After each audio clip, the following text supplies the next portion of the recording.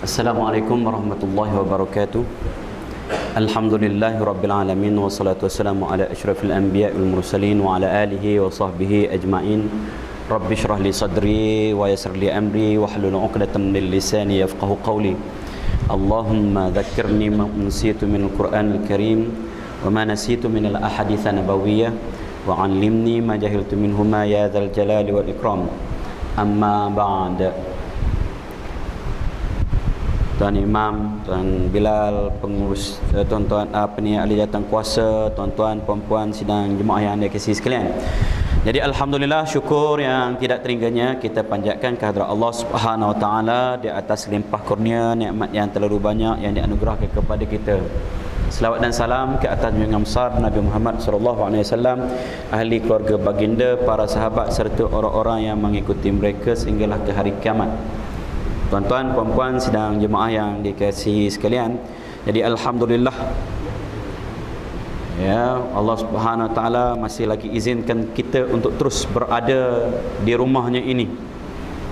Ini adalah jemputan, sebenarnya jemputan daripada Allah Subhanahu wa taala, dan kita adalah tetamu-tetamunya. Meskipun hujan di luar sana, kita tetap juga sampai ke rumahnya. Alhamdulillah.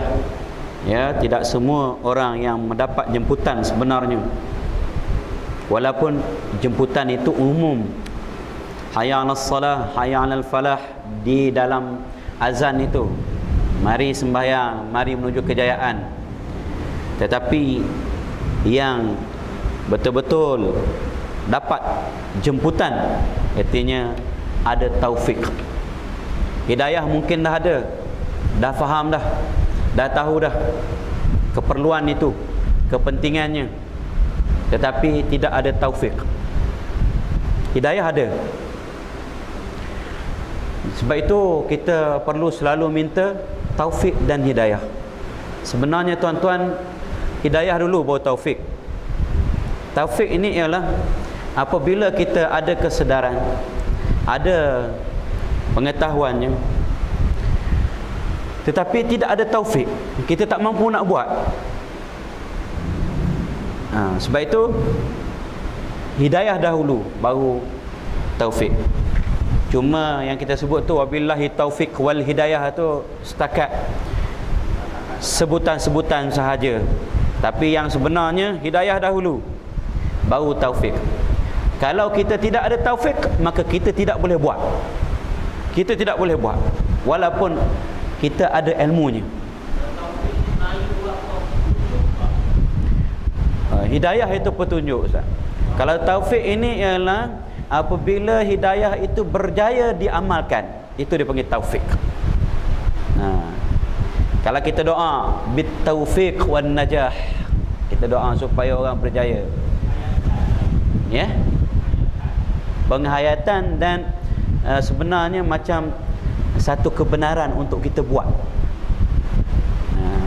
izin untuk kita buat. Bila kita dapat taufik, maka kita boleh laksanakan hidayah yang kita ada.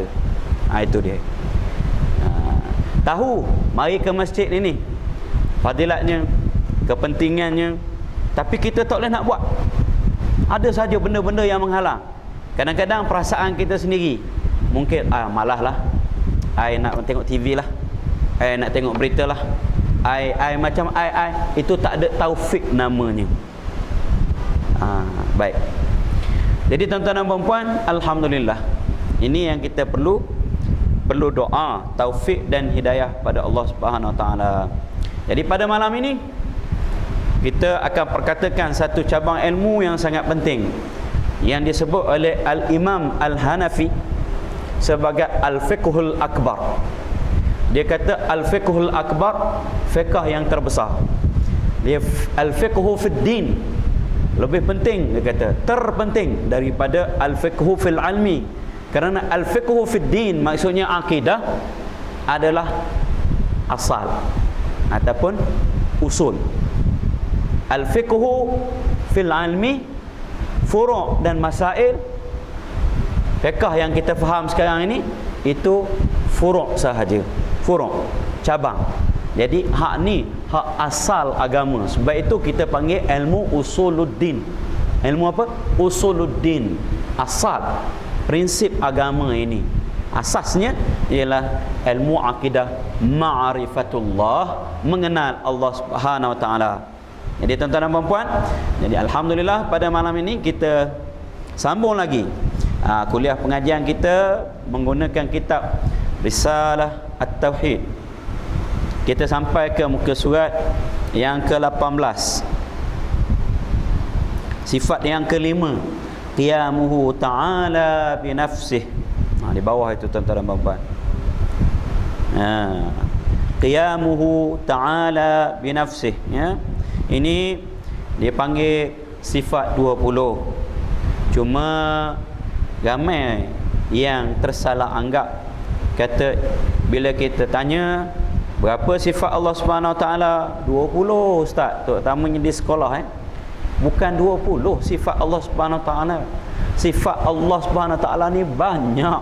Segala sifat yang sempurna tu semua sifat Allah Subhanahu Wa Taala. Allah tidak tidur, sifat Allah Subhanahu Wa Taala. Allah tidak beristeri, sifat Allah Subhanahu Wa Taala. Allah tidak beranak, tidak makan, sifat Allah Subhanahu Wa Taala. Siapa kata sifat Allah ni 20? Sifat ini yang disimpulkan oleh ulama yang sekurang-kurangnya kita tahu berdalil-dalil ijmal, walaupun dalil ijmal sama ada aklinya, sudut akal logiknya, ataupun dari sudut naqlinya, nas daripada Al-Quran dan hadis. Sekurang-kurangnya kita tahu. Itu maksudnya, ya. Dan walaupun tidak disebut secara khususnya nama-nama ataupun sifat-sifat itu, tetapi ada di dalam Al-Quran. Jadi bukanlah yang disusun oleh ulama ini yang asing daripada agama, tidak ada dalam Quran, tidak ada dalam hadis. Kalau nak cari istilah qiyamuhu ta'ala binafsihi ni dalam hadis gak? Tak ada lah hak yang itu. Yang ada ialah dia punya intipatinya ada dalam Al-Quran dan hadis. Baik, itu tuan-tuan dan puan-puan. Artinya berdiri Allah dengan sendiri, bersendirian dalam kurungan itu, tidak berkehendak kepada tempat berdiri, yakni zat, dan tiada berkehendak kepada yang menjadikan dia. Ni apa maksud qiyamuhu bi nafsih?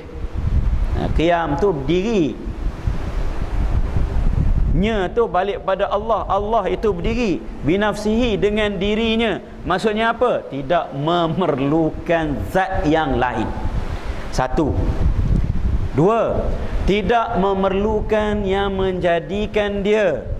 Ni dua maksud tempat berdiri ni bukan tempat, tetapi zat, ya. Kerana hak tempat, Allah Subhanahu Wa Taala tidak memerlukan tempat, la yahwihil makan wala yajri alaihi zaman. Kita dah sebut dalam bab yang sebelum ini dah, dalam sifat yang sebelum ini, yang keempat, mukhalafatuhu ta'ala lil hawadis. Jadi dia kata hak yang tempat berdiri sini bukan tempat yang kita faham, maksudnya zat. Maksudnya zat. Allahumma illa, ada juga ulama kata dua-dua. Yang dikatakan Allah SWT tidak berkehendak kepada tempat ini, tempat berdiri ini, tak perlu kepada zat lain dan tidak perlu kepada tempat juga, seperti yang dinyatakan oleh Al-Ghanimi.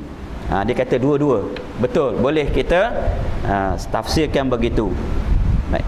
Tetapi dalam kitab ni, bila kata Allah Subhanahu Wa Taala berdiri dengan sendirinya, tidak memerlukan, satu, tidak memerlukan zat yang lain. Dua, tidak memerlukan apa dia? Tidak memerlukan orang ataupun apa yang lain menjadikan dia. Baik. Ini sifat apa ni tuan-tuan dan puan-puan? Sifat apa lagi masih lagi kita sebut ni? Sifat yang kelima ni. Sifat salbiyah. Apa makna salbiyah? Salbiyah ni negatif. Nafi. Kita nafi apa? Nafi bahawa Allah Subhanahu Wa Taala itu perlukan tempat, perlukan zat dan perlukan orang yang menjadikan dia. Kita nafikan hak tu. Itu dia panggil sifat salbiyah. Sifat salbiyah. Baik. Bagaimana? Kalaulah dia memerlukan tempat untuk dia wujud, maka dia sifat, dia bukan zat. Betul? Yang memerlukan tempat ini ialah sifat. Kalau dia sifat, macam mana pula dia boleh bersifat dengan sifat-sifat yang lain, sifat ma'ani dan sebagainya? Kalau dia sifat, dia tak boleh bersifat dengan sifat-sifat yang lain. Dia mestilah zat. Baik. Kalau dia perlukan orang yang menjadikan dia, tentu dia makhluk. Dia bukan Tuhan. Betul? Dia perlukan yang menjadikan dia. Apa yang memerlukan yang menjadikan dia? Makhluk. Makhluk tu maksudnya yang dicipta. Isim maf'ul. Dia khalaqa yakhluqu. Yang dicipta, pencipta, al-khaliq. Kalau dia makhluk, tentu dia memerlukan al-khaliq. Bila dia makhluk, maka siapa yang jadikan dia? Siapa yang jadikan dia? Kita kata Tuhan A. Dah Tuhan A, siapa jadikan dia? Allah. Dah Allah jadikan Tuhan mana? Jadi apa tu tuan-tuan dan puan-puan? Ingat lagi tu. Ad-daur wa tasalsul. Ad-daur. Ni dia panggil ad-daur al-musarrah. Tuan-tuan ingat lagi tak? Ad-daur al-musarrah ni dia tak pergi jauh. AB, alif ba, Zaid Ali. Siapa jadikan Ali? Zaid. Siapa jadikan Zaid? Ali. Siapa jadikan Ali? Zaid. Dia tak pergi jauh. Ni dia panggil ad-daur musarrah. Dia tak pergi jauh. Macam mana pula boleh diterima akal? Siapa yang jadikan Zaid? Ali. Tentu Ali lebih dahulu. Lepas tu kita tanya pula, siapa jadikan Ali? Zaid. Macam mana orang yang datang kemudian boleh jadikan yang dahulu pula? Tak terima akal. Daur dia panggil. Kalau AB, alif ba, dia panggil al-musarrah. Ad-daur al-musarrah. Kalau pergi jauh sikit, banyak martabat sikit, siapa jadikan A, B, siapa jadikan B, C, siapa jadikan C, D. Balik kita tanya, siapa jadikan D? A. Balik. Siapa jadikan B? C. Siapa jadikan C? D. Kalau balik gitu dia panggil ad-daur al-mudmar. Al-mudmar. Tapi yang mudahnya, daur ini memang tak diterima akal. Mustahil. Tak diterima akal. Kalau tak berkesudahan, siapa jadikan Allah? Tuhan A. Siapa jadi Tuhan A? Tuhan B. Siapa jadi Tuhan B? Tuhan C. Siapa jadi Tuhan C? Tuhan D. Boleh tahan kira. Ini kalau ABC mungkin habis tak? Sampai Z. Z nak balik mana? Balik A. Tu jadi daur. Kita guna satu. Infinity. Apa ni? Ila ma la nihayata lahu. Siapa jadikan Tuhan A? Tuhan B. Siapa jadikan satu? Dua. Siapa jadikan dua? Tiga. Siapa jadikan tiga? Empat. Siapa jadikan empat? Lima. Siapa jadikan lima? Enam. Siapa jadikan enam? Tujuh. Kira lah sampai berapa bilion pun takkan habis. Jadi daur dan tasalsul ini mustahil. Jadi sabitlah Allah Subhanahu Wa Taala bersifat qadim lagi baqa. Qadim lagi baqa. Artinya sedia ada. Baik. Maka hakikatnya ibarat daripada menafikan Allah Ta'ala berkehendak kepada tempat berdiri dan kepada yang menjadikan dia. Inilah dia maksudnya kepada qiyamuhu ta'ala binafsih. Apa dia? Menafikan Allah Ta'ala berkehendak kepada tempat berdiri, maksudnya zat yang lain. Ataupun boleh juga mengikut pendapat Al-Ghanimi, dia kata tidak memerlukan tempat. Dia zat yang tidak berhajat kepada segala makhluk dia. Bismillahirrahmanirrahim. Dan kepada yang menjadikan dia, tegasnya Allah Ta'ala itu terkaya. Maksud terkaya ialah dia yang paling kaya. Bila paling kaya kan tak berhajat kepada orang lain, dan tiada berhajat kepada sesuatu, sama ada pada perbuatannya atau hukumannya. Ya, Allah Subhanahu Wa Ta'ala itu tidak perlu kepada apa-apa pun, pada siapa-siapa pun. Ya, sama ada apa yang dilakukan, apa yang dia buat, apa yang dicipta, apa yang menjadi hukuman dia. Kenapa? Kerana dia kata hak tu akan kembali semula kepada kebaikan manusia. Tetapi Tuhan menjadikan tiap-tiap sesuatu dari dan mengadakan undang-undang semuanya untuk faedah dan maslahat yang kembali kepada sekalian makhluk, dan ia menjadikan semata-mata kerana kelebihannya dan belas kasihannya, bukan sekali-kali kerana berhajat kepada faedah. Ini tuan-tuan dan puan-puan, Allah Subhanahu Wa Ta'ala ciptakan semua ni bukan untuk dia. Dia ciptakan makhluk ni bukanlah untuk apa, supaya dia sembah dan dipuja-puja supaya naik dia punya apa, dia punya status. Kalau satu dunia ni sembah dia, naiklah status dia. Kalau ada orang yang tidak sembah dia, jatuhlah dia, rendahlah darjat dia. Dia serupa, dia maha kaya, dia maha hebat, dia maha perkasa. Walaupun satu dunia ni semua orang tak sembah dia, dia tetap begitu juga. Dia tidak perlukan sesiapa. Yang diwajibkan ni untuk kita sebenarnya. Tak, dia buat hukuman untuk kita supaya apa? Supaya bila jenayah-jenayah ini tak ada, kita duduk tenteram. Sekarang ni saya baca terakhir kenyataan ni, 8 kes rogol setiap hari.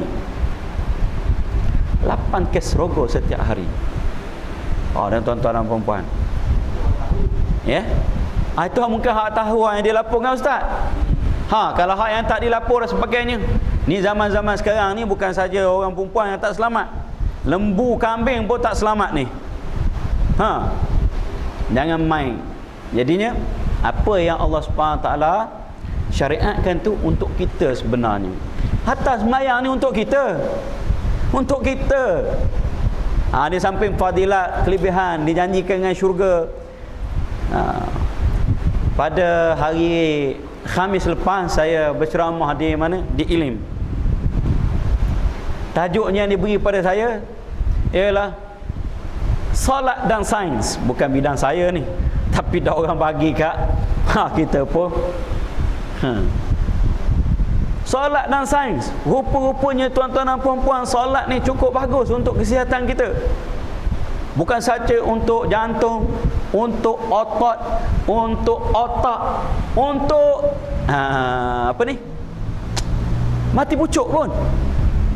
Tuan-tuan dan puan-puan, dia akan menguatkan otot lantai pelvik. Otot lantai pelvik. Mengikut penceramahnya bercerita, dia kata dia temu ramah seseorang yang berumur 50 tahun, 56 tahun kalau tak silap, yang memang dia orang surau. Dia punya otot lantai pelvik dia kuat. Maksudnya apa?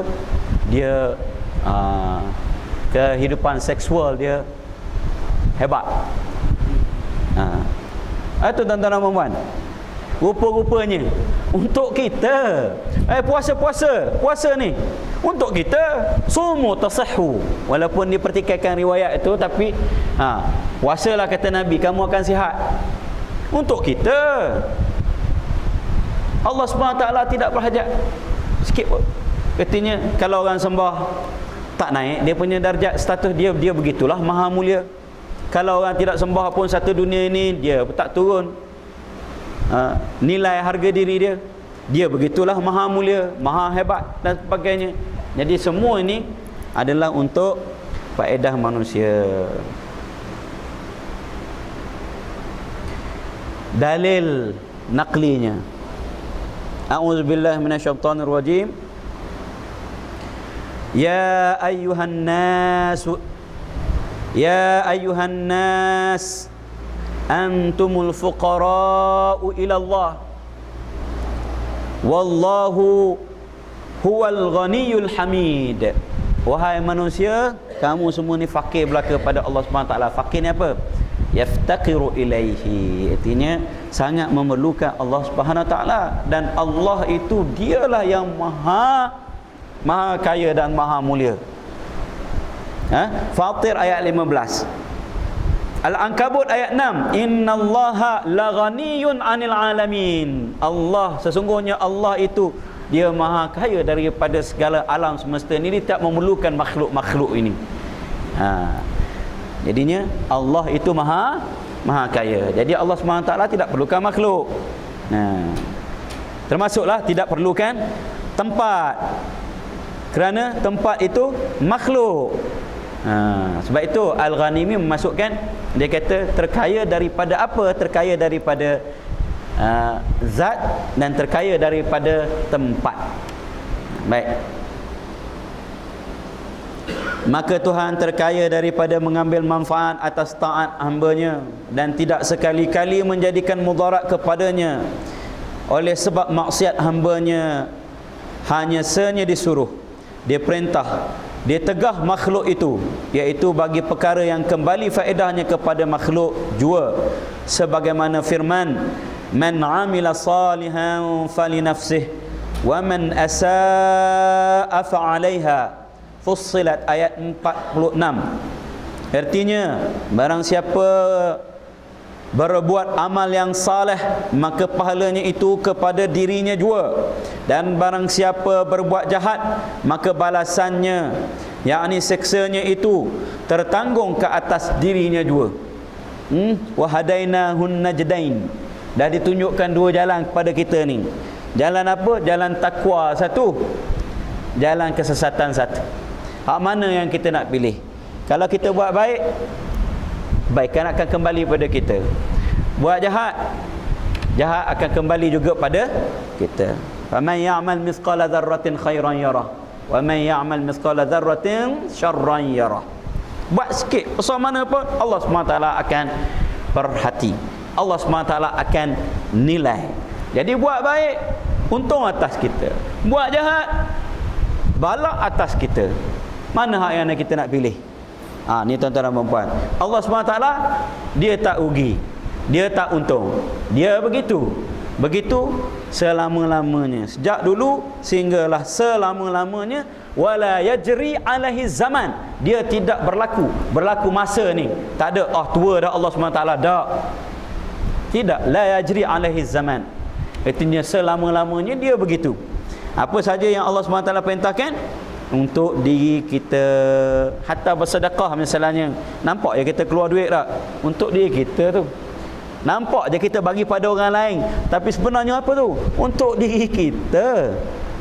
Fadilat bersedekah ni apa? Murah rezeki, terelak daripada penyakit, dari bala bencana, memanjangkan umur, untuk diri kita. Lepas itu di akhirat nanti pahala besar, masuk syurga pula.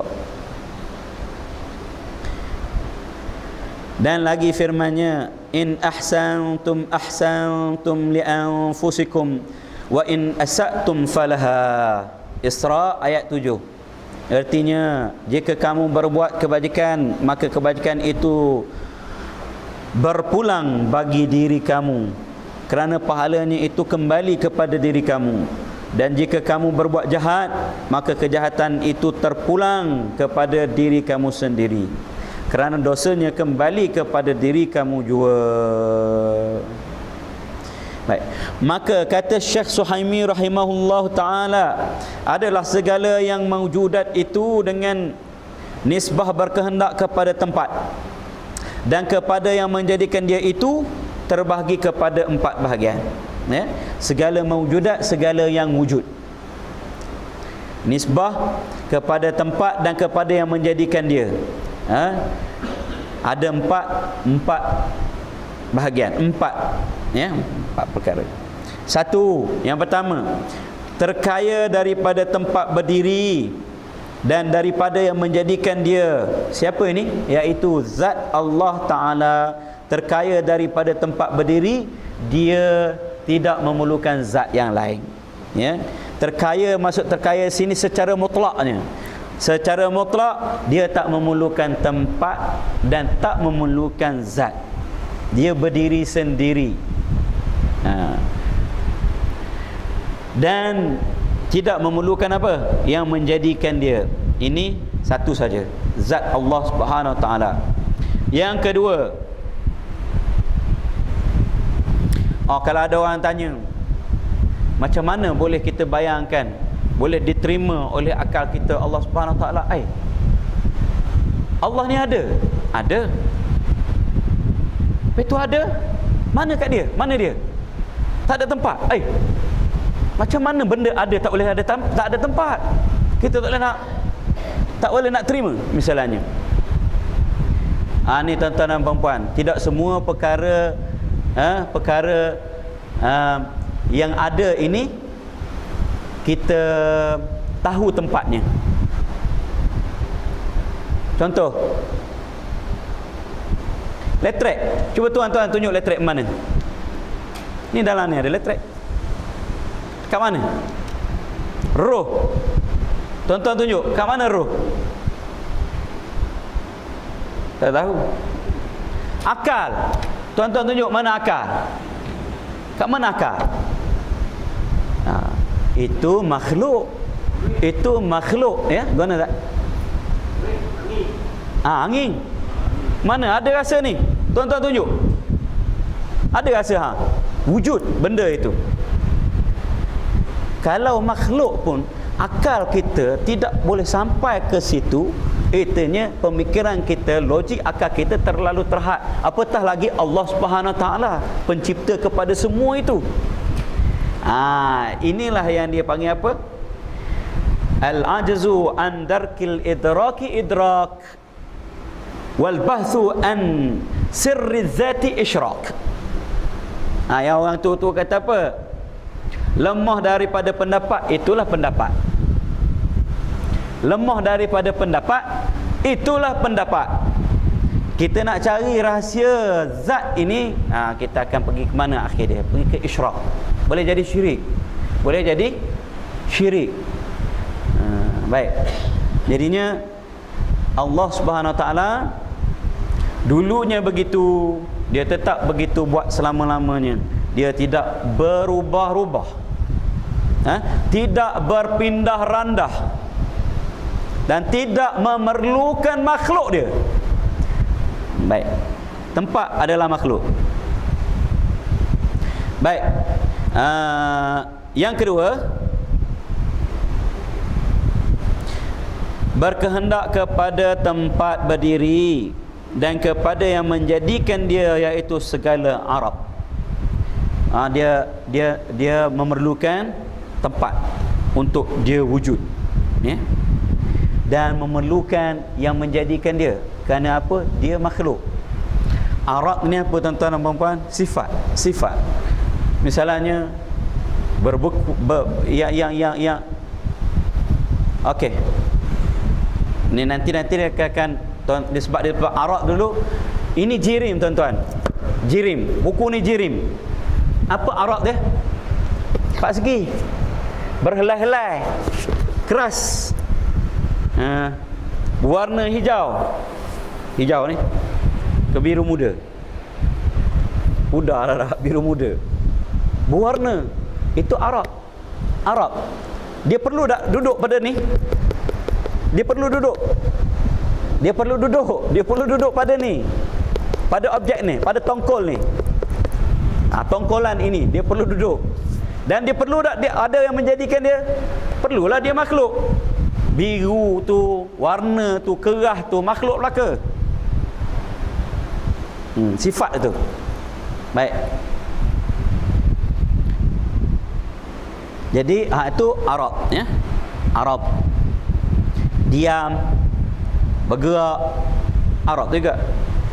Tiga, terkaya daripada zat tempat berdiri, tetapi berkehendak kepada yang menjadikan dia, iaitu segala jirim.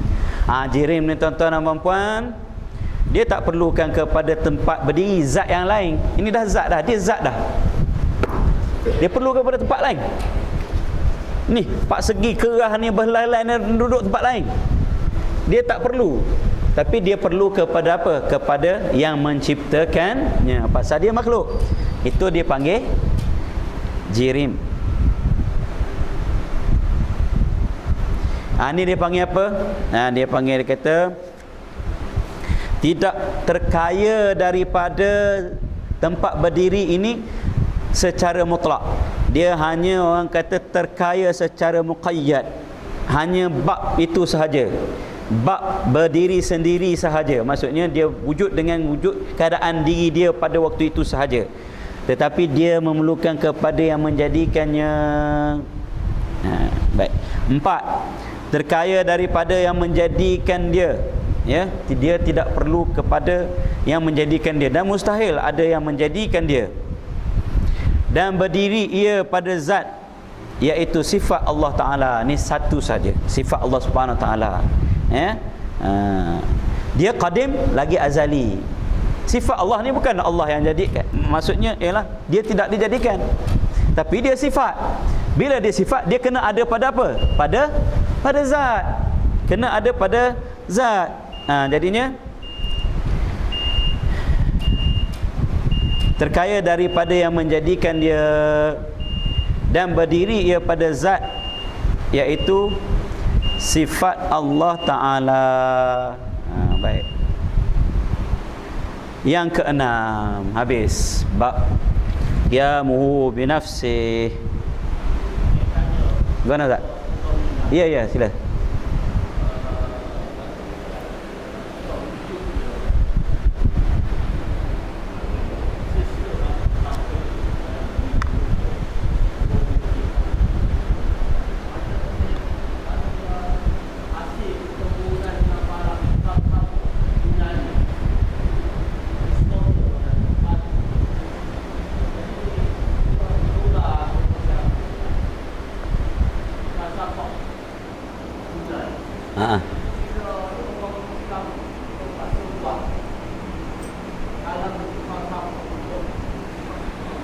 Ya.